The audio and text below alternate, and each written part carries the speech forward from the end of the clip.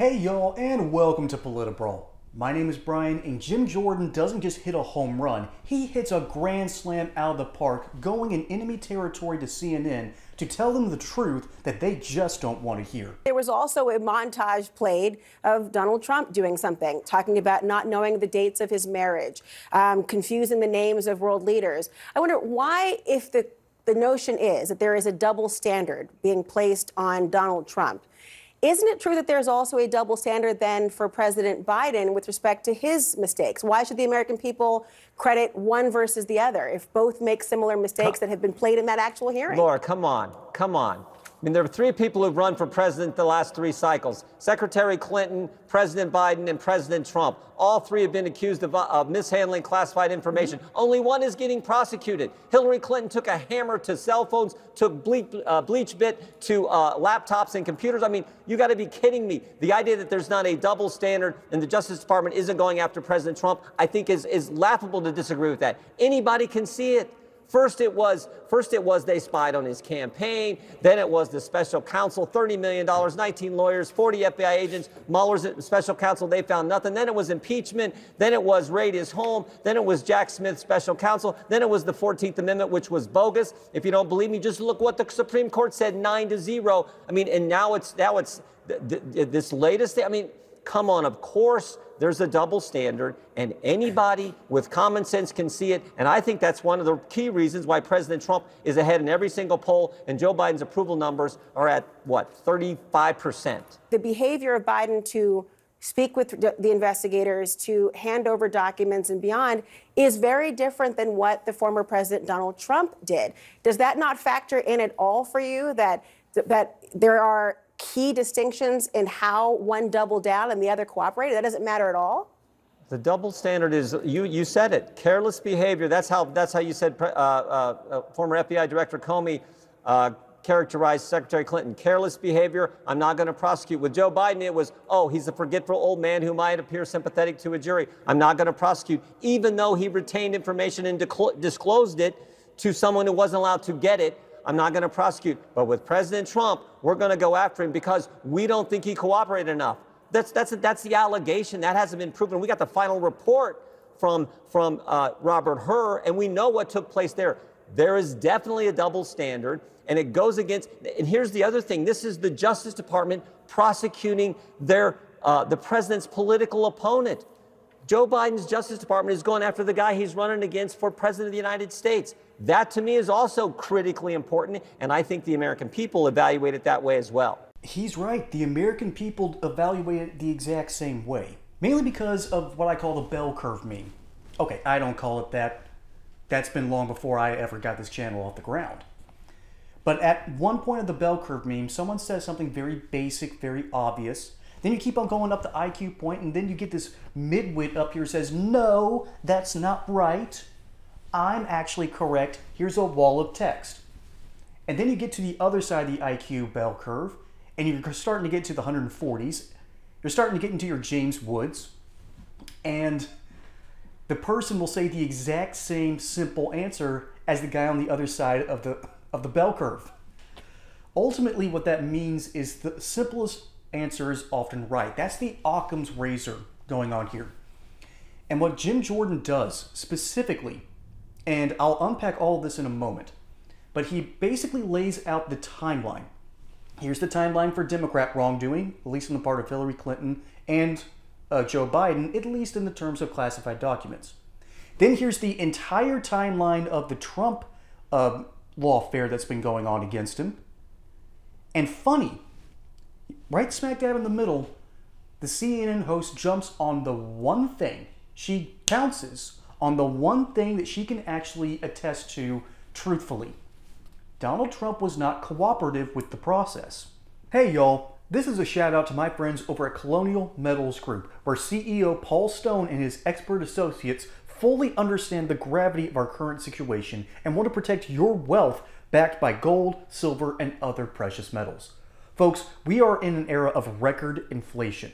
We have a Congress that won't stop spending, and a president who doesn't even know what planet he's on.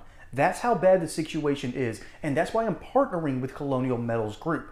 And if you have a first-time account with these fine upstanding people, you will receive up to $7,500 worth of silver, a nice old safe to keep all the good stuff in.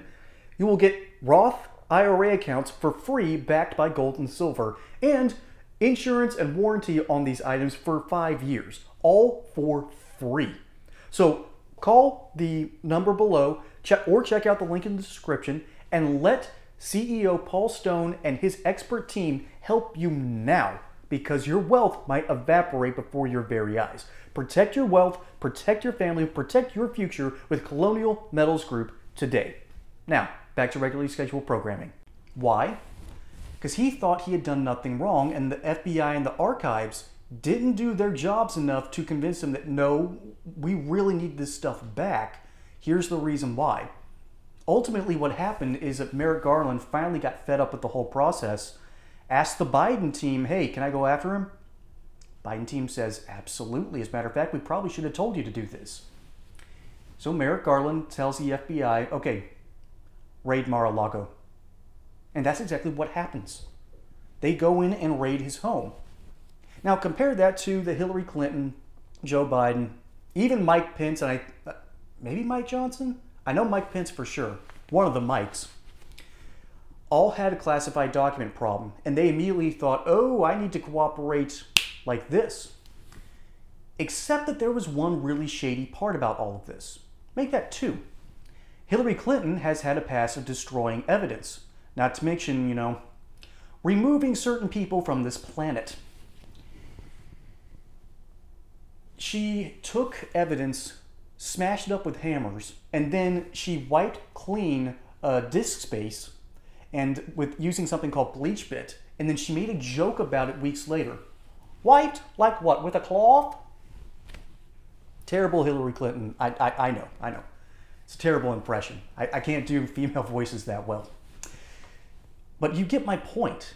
She was smug about it, lied to the American people, and got away with it. Joe Biden held classified documents from his vice presidential days in a basically unguarded little warehouse right next to a really crime-ridden area of Washington, D.C. You'd think that they'd care more about security, but they don't. Why? Because they know nothing's going to happen to them. They're protected. They have people in the FBI, they have people in the CIA, they control the Department of Justice right now. Those people aren't worried. Mike Pence, I know, isn't worried. He didn't stand up for Trump, and there's a whole litany of reasons for that, but that's not what we're here to talk about. He knows that he's going to be protected. They're not going to come after him. They will go after Trump. And it's not because he made a mistake like these other politicians did. It's because he made the mistake while ticking off a lot of rich white liberals. That's just the reality. He's got an entire party apparatus, their supporters, and even people in his own party that just don't like him. So they will go after him in any way possible, and the guys in our own party who sit around twiddling their thumbs, silently thankful that Trump is gone, congratulations. Do you know what happens when you sow dissent? You reap the whirlwind. You remove Trump, and I'm warning, this is a warning to Republicans.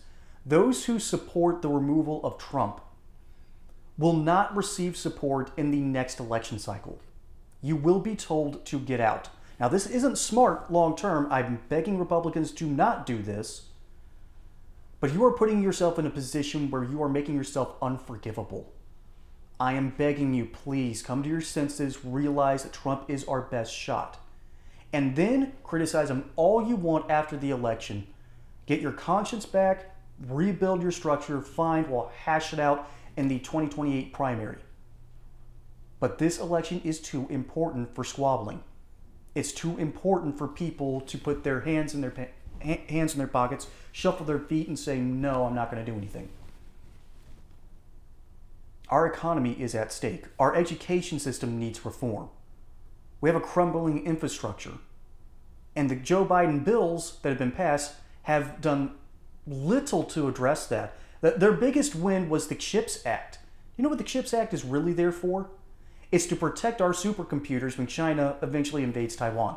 Once that really goes into effect, Taiwan will have no defenses, and we'll have our hands-free saying, hey, we don't need you anymore. That's why we did it. To avoid war with China. And not protect people that we have given our solemn vow to protect. We have a two-tier justice system in this country. One is the people who are in the in-group, and one is for the people in the out-group. Guess which one is receiving all the consequences? It's the people in the out-group, and that out-group is led by Donald Trump. They have promised us, the Biden administration has promised us, Alvin Bragg has promised us, Hillary Clinton has promised us that they would go after their political opponents. Well, it's here. They have sown the whirlwind, they've sown dissent. Now it's their turn to reap the whirlwind in the upcoming election. Folks, my name is Brian. Hope you enjoyed this segment here on Political Brawl. Don't forget to like and subscribe. Catch you on the next one. And until then, y'all have a good one.